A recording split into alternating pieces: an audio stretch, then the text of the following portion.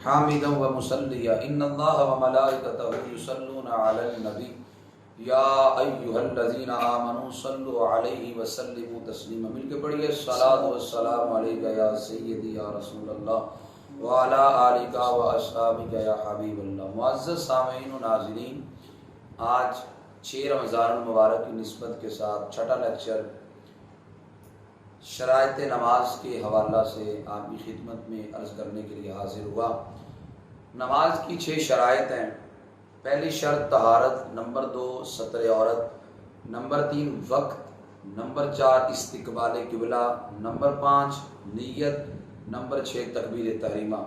چونکہ ہم طہارت پہ پہلے بات کر چکے ہیں تفصیل کے ساتھ، آج جو نماز کی بقیہ 5 شرائط ہیں ہم اس پہ تفصیلی بات کریں گے۔ نماز کی پہلی شرط طہارت کو ہو گئی۔ نماز کی دوسری شرط ہے وہ وقت ہے، بلکہ ستر عورت ہے۔ نماز کی دوسری ستر عورت ہے۔ ستر عورت کا مطلب یہ ہے کہ انسان کا، مرد کا ستر الگ ہے اور عورت کا ستر الگ ہے۔ مرد کا جو ستر عورت ہے اس کی ناف سے لے کر گھٹنوں تک ہے۔ ناف ستر میں شامل نہیں لیکن گھٹنے ستر میں شامل ہے، تو اس سے یہ بات کھل کے سامنے آ گئی، یعنی ہمارے جو گھٹنے ہیں وہ ستر کے اندر شامل ہے۔ اگر کوئی بندہ اپنے گھٹنوں کو ننگا کرتا ہے تو یہ حرام ہے، یہ گناہ ہے۔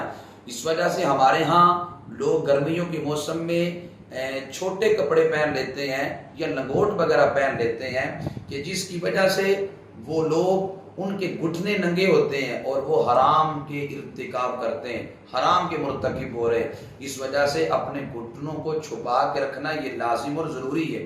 اور جو عورت کا ستر ہے وہ سر سے لے کر پاؤں تک پورا جسم ہی اس کا ستر ہے، ماں سوائے ہتھیلیوں کے اور ماں سوائے پاؤں کے پورا وجود ہی۔ کچھ علماء نے چہرے کا بھی استثناء کیا، لیکن اس وقت تو کہ فتنے کا دور ہے، اس لحاظ سے علماء نے عورت کے لیے چہرے کا پردہ بھی غیر محرموں سے لازم قرار دیا۔ اور یوں ہی سر کے بال عورت کے یہ بھی ستر کے اندر شامل ہے، اور یوں ہی کلائیاں بھی ستر عورت میں شامل ہیں، ان کا چھپانا فرض ہے۔ یہاں تک کہ علماء فرماتے ہیں کہ اگر عورت نے باریک دوپٹہ اوڑھ کر نماز پڑھی، اس باریک دوپٹے سے بالوں کی سیاہی چمکتی تھی، علماء فرماتے ہیں ایسی صورت میں اس عورت کی نماز نہیں ہوتی۔ اس لیے عورت نے جب نماز پڑھنی ہے تو موٹا دوپٹہ لے کر پڑھے، یا اس دوپٹے کو 3-4 تہہ اس کی لگا دے تاکہ اس کی جو بالوں کی سیاہی ہے وہ نہ چمکے، گویا وہ بھی ستر عورت کے اندر شامل ہیں۔ اور نمبر 2 وقت۔ ہر نماز کا اپنا وقت ہے۔ اللہ قرآن میں ارشاد فرماتا ہے، اللہ تعالیٰ فرماتا ہے ان الصلاۃ کانت علی المؤمنین کتابا موقوتا۔ اللہ فرماتا ہے مومنوں پر ہم نے نماز ہر مقررہ وقت پہ فرض کی ہے۔ ہر نماز کا اپنا اپنا وقت ہے۔ ظہر کے وقت میں عصر نہیں پڑھ سکتے، عصر کے وقت میں فجر نہیں پڑھ سکتے، عشاء کے وقت میں مغرب نہیں پڑھ سکتے۔ ہر نماز کا اپنا وقت ہے۔ جو فجر کا وقت ہے وہ اذان سے لے کر سورج کے طلوع ہونے تک ہے، سورج کے نکلنے تک جو ہے وہ فجر کا وقت ہے۔ اور جو ظہر کا وقت ہے وہ جب سورج کا زوال کا ٹائم ہو جاتا ہے تو سورج کے ڈھلنے کے بعد سے لے کر ہر چیز کے سایہ دگنا ہونے تک ظہر کا وقت ہے۔ آسان لفظوں میں یوں سمجھیے کہ جس وقت سورج ڈل جاتا ہے مغرب کی جانب، اس وقت ظہر کا وقت شروع ہو جاتا ہے اور عصر کی اذانوں تک ظہر کا وقت رہتا ہے۔ اور ہر چیز کا سایہ جب دگنا ہو جائے علاوہ سایہ اصلی کے، اور اس وقت پھر عصر کا ٹائم شروع ہو جاتا ہے، یعنی عصر کی اذانیں جب ہو جائیں تو عصر کا وقت شروع ہو گیا۔ سورج کے غروب ہونے تک عصر کا وقت رہتا ہے، سورج کے غروب ہونے تک عشاء کی اذانوں تک مغرب کا وقت رہتا ہے، اور عشاء کی اذان سے لے کر صبح فجر کی اذان تک عشاء کا وقت موجود رہتا ہے۔ اور ہمارے ہاں لوگ یہ سمجھتے ہیں کہ مغرب کا وقت بڑا تھوڑا سا ہوتا ہے، جلدی سے 3 فرض اور 2 سنتیں 2 نفل پڑھ لینی چاہیے، اگر اس میں تاخیر کی جائے تو لوگ کہتے ہیں کہ وقت مغرب کا ختم ہو جاتا ہے، جبکہ ایسی بات نہیں ہے۔ جو مغرب کا وقت ہے وہ 1.25 گھنٹے تک ہوتا ہے، اور بعض اوقات بڑے دنوں میں 1.5 گھنٹے تک جاتا ہے۔ اور بڑی پتہ کی بات علماء فرماتے ہیں روزانہ جتنا وقت فجر کا ہوتا ہے اتنا وقت ہی مغرب کا ہوتا ہے۔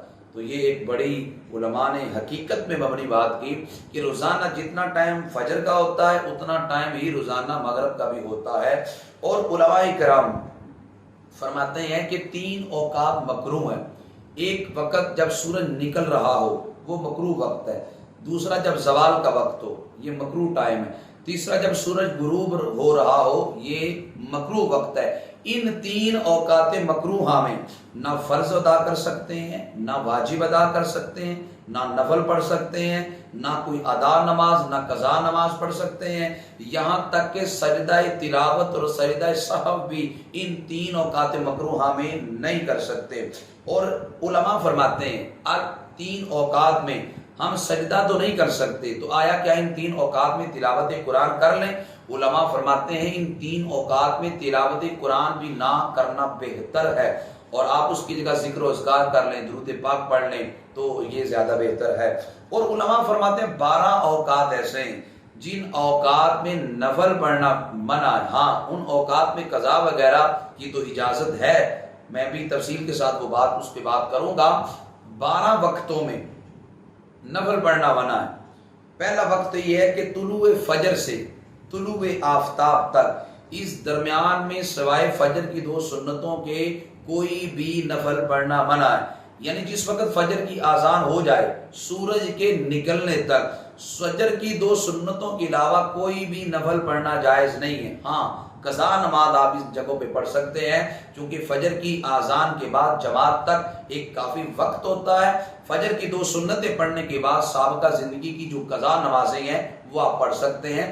کچھ لوگوں کو یہاں غلطی لگ جاتی ہے، وہ کہتے ہیں شاید کہ فجر کی اذان کے بعد مطلقاً سنتوں کے علاوہ اور کچھ نہیں پڑھ سکتے، نفل منع ہے، قضا منع نہیں ہے۔ دوسرا وقت اپنے مذہب کی جماعت کے لیے اقامت ہو چکی تو ختم جماعت تک نفل پڑھنا منع ہے۔ آپ سوائے فجر کی 2 سنتوں کے کوئی بھی کام نہیں کر سکتے، اس میں بھی حکم شرع یہ ہے۔ اکثر لوگ یہ سوال بھی کرتے ہیں کہ جماعت کھڑی ہو تو آیا ہم فجر کی 2 سنتیں پڑھ لیں یا جماعت میں مل جائیں؟ حکم شرع یہ ہے کہ جو بندہ باہر سے فجر کی جماعت کے لیے آیا ہے، سنتیں نہیں پڑھی، وہ دیکھے کہ آیا میں سنتیں فجر کی پڑھ کے جماعت سے مل سکتا ہوں کہ نہیں، اگر تو مل سکتا ہو پھر سنتیں فجر کی پڑھ لے۔ اگر اسے یقین ہے کہ اگر میں نے سنتیں فجر ادا کی تو جماعت نکل جائے گی، پھر فجر کی سنتیں چھوڑ دے آ کر جماعت سے مل جائے۔ اگلا سوال یہ ہو سکتا ہے ہم نے فجر کی سنتیں نہیں پڑھی، آ کر جماعت سے مل گئے، اب فجر کی ہم نے جماعت کے ساتھ 2 فرض ادا کر لیے، وہ جو ہماری فجر کی 2 سنتیں رہ گئی وہ ہم کب ادا کریں گے؟ وہ فجر کی 2 سنتیں سورج نکلنے کے 20 منٹ بعد ادا کریں گے۔ کچھ لوگ فرضوں کے بعد فوراً سنتوں کے لیے کھڑے ہو جاتے ہیں، یہ ان کی غلط فہمی ہے۔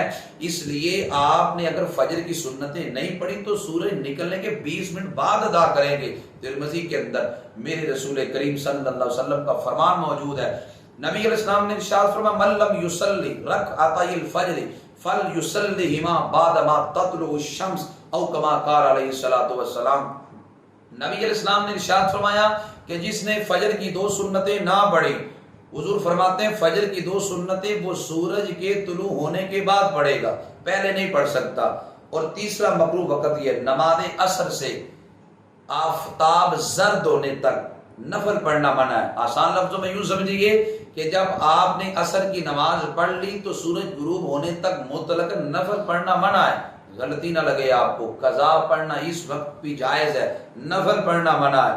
اور چوتھا وقت غروب آفتاب سے لے کر مغرب کے فرض پڑھنے تک نفل منع ہے۔ ہاں امام ابن حمام نے فتح القدیر میں ہلکی قرات کے ساتھ 2 نفل پڑھنے کی مغرب کے فرضوں سے پہلے اجازت دی ہے، بعض علماء کرام نے مکروہ قرار دیا ہے۔ اور 5واں وقت ہے جس وقت امام اپنی جگہ سے خطبہ جمعہ کے لیے کھڑا ہو جائے، اس وقت فرض جمعہ ختم ہونے تک نفل پڑھنا مکروہ ہے، یہاں تک کہ جمعے کی سنتیں بھی آپ نہیں پڑھیں گے۔ ہاں اگر آپ سنتیں پہلے پڑھ رہے ہیں اور امام نے خطبہ شروع کر دیا پھر سنتوں کی تکمیل کر لیں، اور اگر خطبہ شروع ہو چکا ہے اب آپ کی سنتیں نہ پڑھیں بلکہ آ کر امام کا خطبہ سماعت کریں۔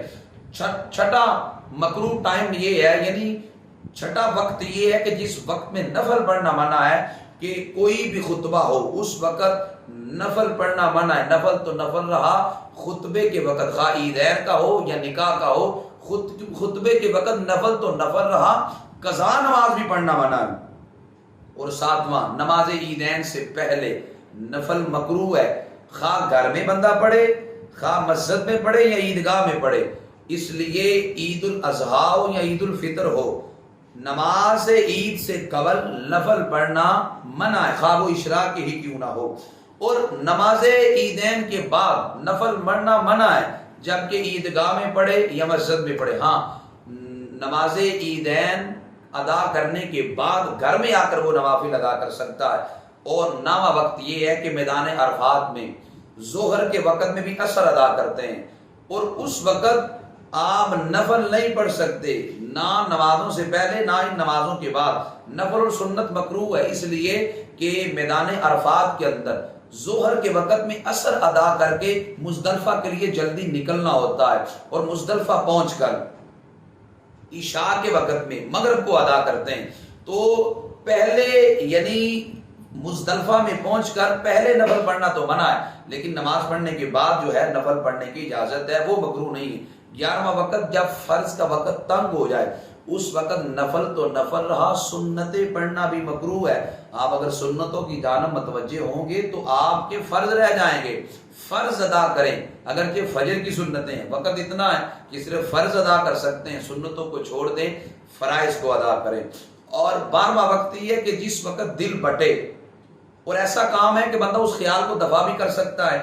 مثال کے طور پر سخت اس کو پخانے کی حاجت ہے، پیشاب کی حاجت ہے، یا بہت زیادہ گیس کا معاملہ ہے. اب اس صورت کے اندر اگر نفل پڑے گا تو مکروہ ہو گئے. پہلے وہ فریغ ہو جائے، فارغ ہونے کے بعد آ کر وہ نوافل ادا کرے، فرائض ادا کرے، پھر اس کی اجازت ہے. اور اگلی بات یہ ہے، علماء نے یہاں آذان کی بحث بھی کی، میں ضمناً وہ بھی بات کرنا چاہتا ہوں. آذان کے لحاظ سے 5 وقت کی جو آذان ہے وہ سنت مؤکدہ ہے، اور علماء فرماتے ہیں اس کا حکم مثل واجب ہے، اور اگر نہ کہی گئی تو سب لوگ گناہگار ہوں گے. اور علماء فرماتے ہیں کہ کچھ نمازیں ایسی بھی ہیں ان کے لیے آذان نہیں ہے. بڑی حیران کن بات ہے، وہ نمازیں تو ہیں لیکن ان نمازوں کے لیے آذان نہیں کہی جاتی. ان میں سے نماز جنازہ ہے، وہ نماز تو ہے لیکن اس کے لیے آذان نہیں. یوں عید الفطر کی نماز ہے، عید الاضحیٰ کی نماز ہے، ان کے لیے کوئی آذان نہیں. یوں ہی تراویح کی نماز ہے، نماز استسقاء ہے، بارش طلب کرنے کی نماز پڑھی جاتی ہے، اس کے لیے بھی کوئی آذان نہیں. یوں چاشت کی نماز ہے، یوں اشراق کی نماز ہے، اور کسوف اور خسوف کی نمازیں ہیں، یعنی سورج گرہن کی اور چاند گرہن کی نمازیں ہیں، ان کے لیے آذان نہیں کہی جاتی. اور علماء سے لوگ اکثر یہ سوال بھی کرتے ہیں کہ قبر پہ آذان دینا کیسا ہے. میں وہ مسئلہ بھی حل کرنا چاہتا ہوں. قبر پہ آذان دینا صرف جائز ہی نہیں بلکہ مستحسن ہے، مستحب ہے، بہتر عمل ہے قبر پہ آذان دینا. میرے امام احمد رضا فاضل بریلوی رحمۃ اللہ تعالی علیہ نے قبر پہ آذان کے لحاظ سے پورا ایک رسالہ لکھا جس کا نام ہے آذان الاجر فی اذان القبر، یعنی قبر پہ آذان دینے کا کتنا اجر ہے.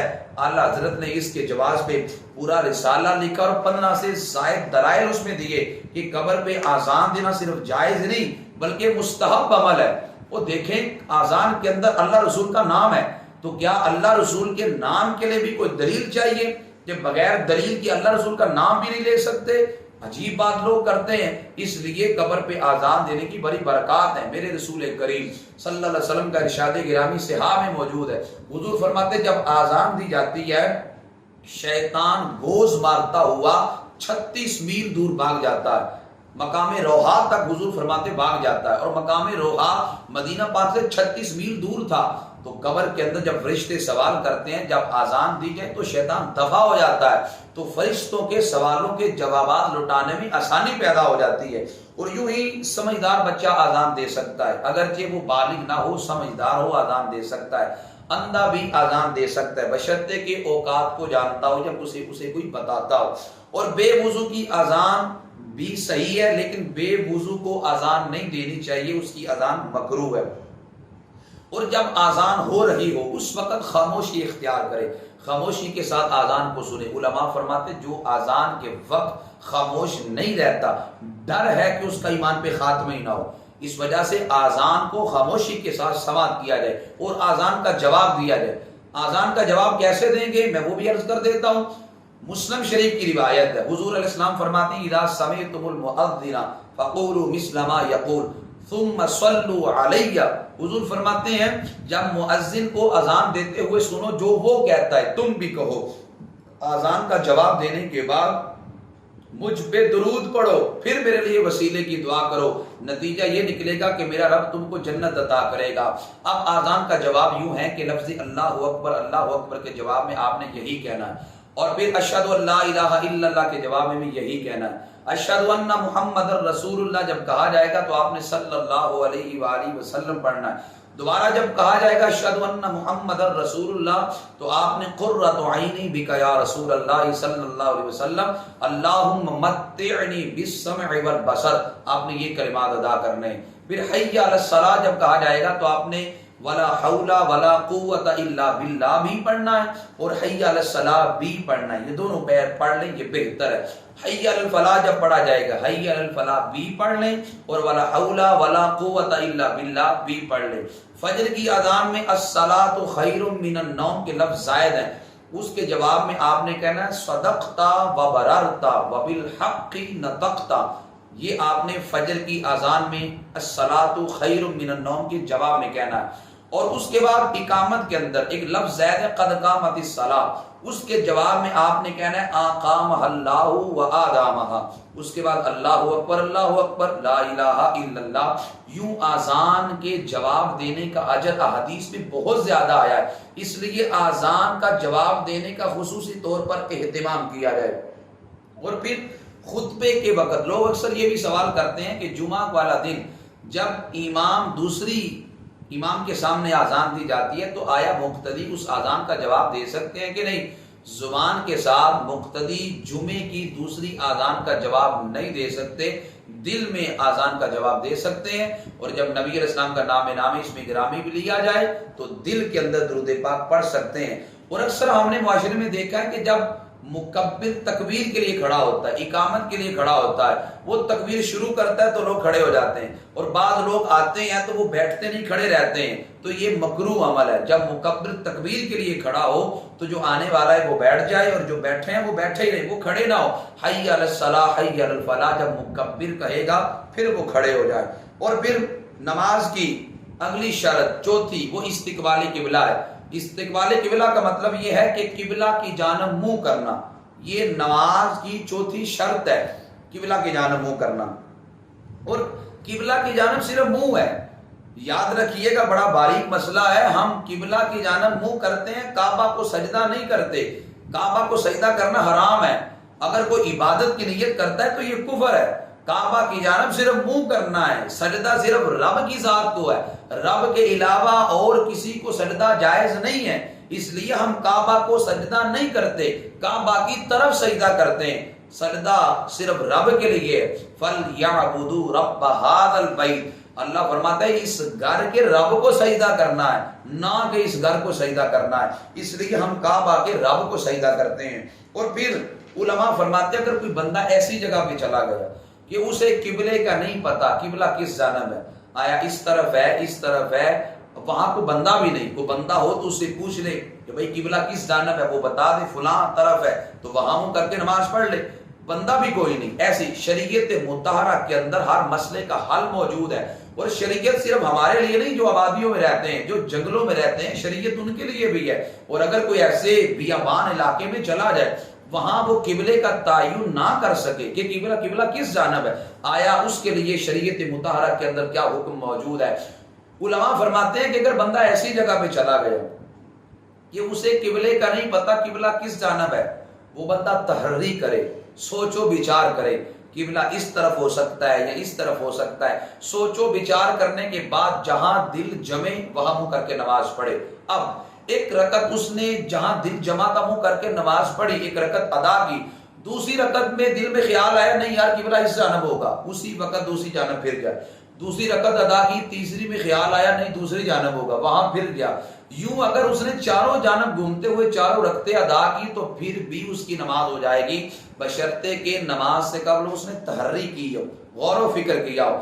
یہاں لوگ اکثر ایک سوال مزید کرتے ہیں، وہ یہ ہے کہ ہم گاڑی پہ ایک طویل سفر کر رہے تھے، مثال موٹر وے کا سفر تھا، گاڑی والا وہاں پہ کھڑا نہیں کرتا کسی جگہ پہ، اور یہاں عام روڈ کا سفر ہے، گاڑی والے کو کہا بھی ہے کہ تو کسی پیٹرول پمپ پہ کھڑا کر تاکہ ہم نماز فرض ادا کر لیں، وہ نہیں کھڑے کرتا گاڑی، یا موٹر وے کا سفر بڑا لمبا ہے، گاڑی کھڑی کرنے کی جگہ نہیں ہے، تو آیا اس صورت کے اندر ہم نماز کیسے ادا کریں گے؟ نہیں کریں گے تو وقت نکل جائے گا۔ علماء نے اس کا حل بھی جو ہے فقہا کی عبارات سے تلاش کیا اور امت کو بتایا۔ اس کا حل یہ ہے کہ اگر وقت نکل رہا ہو تو وہ بندہ گاڑی کے اندر ہی اشارے سے نماز پڑھ سکتا ہے، اس نماز کے اعادے کی لوٹانے کی بھی ضرورت نہیں ہے۔ تبیان القرآن جلد نمبر 1 صفحہ 506 کا آپ اس پہ مطالعہ کر سکتے ہیں۔ اس لیے کہ ضروری نہیں کہ آپ اس صورت میں قبلے کی جانب منہ کرنا بھی آپ کا ضروری ہے، اگر گاڑی کا رخ اور طرف ہے تو آپ اس جانب منہ کر کے بھی نماز پڑھ سکتے ہیں، اور علماء نے اس کی اجازت دی۔ اور نماز کی جو 5ویں شرط ہے وہ نیت ہے۔ نیت کا مطلب یہ ہے، نیت دل کے پختہ ارادے کو کہتے ہیں۔ کیسے پتہ چلے گا دل کا پختہ ارادہ ہے کہ نہیں؟ آپ سے پوچھا جائے آپ کیا پڑھ رہے ہیں، بغیر سوچے سمجھے آپ بتا سکے کہ میں نماز مغرب کے فرض ادا کرنے لگا ہوں۔ ایسا نہ ہو کہ آپ سے پوچھا جائے کیا پڑھنے لگے، آپ سوچ میں پڑ جائیں میں کون سی نماز کون سی رکعتیں ادا کرنے لگا ہوں۔ پختہ ارادہ دل کا ہو، نیت دل کے پختہ ارادے کو کہتے ہیں۔ ہاں زبان سے نیت کر لینا یہ بہتر ہے۔ مقتدی کو اقتداء کی نیت کرنا ضروری ہے، یعنی مقتدی یہ نیت ضرور کرے گا کہ پیچھے اس امام کے، اور امام نے امام ہونے کی اگر نیت نہ کی، جب بھی مقتدیوں کی نماز صحیح ہے لیکن امام کو امامت کا ثواب نہیں ملے گا، بہتر یہ ہے کہ وہ بھی امامت کی نیت کر لے۔ اور نماز کی 6ٹھی شرط ہے تکبیر تحریمہ۔ اب تکبیر تحریمہ کو تکبیر تحریمہ کیوں کہتے ہیں؟ یہ بھی بات بڑی دلچسپ ہے۔ تحریمہ کا مطلب ہے حرام کرنے والی تکبیر۔ کیا چیز حرام ہو جاتی ہے؟ جب ہم نماز کے لیے تکبیر تحریمہ کہتے ہیں تو کھانا پینا ہم پہ حرام ہو جاتا ہے، جبکہ نماز سے قبل کھانا پینا ہم پہ جائز تھا، گفتگو کرنا ہمارے لیے جائز تھا۔ جب ہم نے نماز شروع کی تو ہمارے لیے گفتگو کرنا ناجائز ہو گیا، اس لیے اس کو تکبیر تحریمہ کہتے ہیں۔ جو نماز کے وقت اللہ اکبر کہی جاتی ہے وہ تکبیر تحریمہ ہے۔ مقتدی نے اگر امام کی تکبیر تحریمہ سے پہلے تحریمہ کہہ لی، مثال کے طور پر امام نے کہنا تھا بھی اللہ اکبر، اکبر کی راہ ختم ہونے سے پہلے مقتدی نے راہ ختم کر دی، یعنی مقتدی نے امام کی تکبیر تحریمہ سے پہلے تکبیر تحریمہ کہہ لی، وہ نماز میں شامل ہی نہیں ہوا۔ اس لیے خیال کرے امام جب تکبیر تحریمہ کہہ لے دوبارہ پھر آپ تکبیر تحریمہ کہے، فوراً کہہ رہے، سستی کا شکار نہ ہو جائیں۔ اکثر لوگ انتظار کرتے رہتے ہیں کہ چلیں ابھی رکعت جاری ہے، امام سمجھ میں رکوع میں جائیں گے تو ہم آ کے مل جائیں گے، یہ سستی ہے۔ نماز کی جانب سستی سے منافقین کھڑے ہوتے ہیں۔ مومنین متقین جو ہوتے ہیں وہ تو کوشش کرتے ہیں کہ ہم امام جب تکبیر تحریمہ کہہ لے ہم فوراً امام کے ساتھ تکبیر تحریمہ کہہ لیں۔ یہ نماز کی 6 شرائط تھیں جو میں نے آپ کی خدمت میں عرض کی، اور آپ کوشش کریں یہ چیز آپ کے علم کا ہمیشہ حصہ تب بنے گی جب آپ اس کو اپنے پاس لکھیں گے، آپ اس کو محفوظ کریں گے۔ لکھنے کے ساتھ وہ چیز ہمیشہ کے لیے آپ کے علم کا حصہ بن جاتی ہے۔ میں یہاں پہ ایک ایگزامپل بھی آپ کو سنانا چاہتا ہوں۔ نبی کریم صلی اللہ علیہ وسلم کی ایک صحابی ہیں حضرت عبداللہ بن عمر بن عاص رضی اللہ تعالی عنہما۔ حضرت عبداللہ بن عمر کیا کرتے تھے؟ نبی علیہ السلام کی ہر حدیث کو لکھتے تھے، حضور کا جو فرمان سنتے لکھ لیتے۔ صحابہ کرام نے کہا کہ عبداللہ عجیب بات ہے، تو نبی علیہ السلام کی ہر حدیث کو لکھ لیتا ہے، ہر فرمان کو لکھ دیتا ہے۔ حضور علیہ السلام کبھی جلال میں ہوتے ہیں، کبھی کس حالت میں ہوتے ہیں، یوں کیا کر کبھی کبھی حضور علیہ السلام کی حدیث لکھ لیا کر، کبھی کبھی چھوڑ بھی دیا کر۔ حضرت عبداللہ بن عمر بن عاص رضی اللہ تعالیٰ عنہما فرماتے ہیں پھر میں نے یوں کرنا شروع کر دیا، کبھی لکھ لینا کبھی چھوڑ دینا۔ نبی علیہ السلام کی نظر ایک دن پڑ گئی، نبی علیہ السلام فرمانے لگے عبداللہ تو میری احادیث کو لکھتا تھا اب لکھتا نہیں ہے۔ عرض کی یا رسول اللہ صلی اللہ علیہ وسلم، آقا مجھے صحابہ کرام نے کہا کہ حضور کبھی جلال میں ہوتے ہیں کبھی کسی حالت میں ہوتے ہیں، تو ہر چیز ہی لکھ لیتا ہے، کبھی لکھا کر کبھی چھوڑ دیا کر۔ آقا اس لیے میں نے لکھنا چھوڑ دیا۔ اتنا اعلیٰ جملہ ہے۔ نبی علیہ السلام فرمانے لگے عبداللہ تو لکھا کر، اس زبان سے حق کے علاوہ کچھ نکلتا ہی نہیں، تو لکھا کر۔ حضرت عبداللہ بن عمر بن عاص رضی اللہ تعالی عنہما فرماتے ہیں اس کے بعد میں حضور علیہ السلام کی ہر حدیث کو لکھتا، ہر فرمان کو لکھتا۔ نتیجہ یہ ہے کہ حضرت عبداللہ بن عمر کا شمار مکثرین فی الحدیث میں ہوتا ہے۔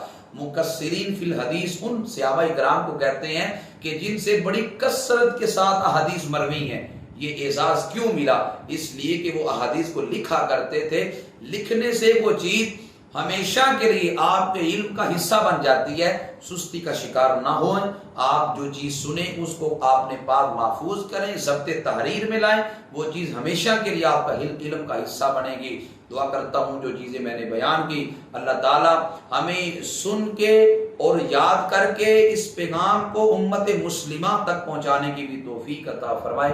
وما علیہ الا البلاغ المبین۔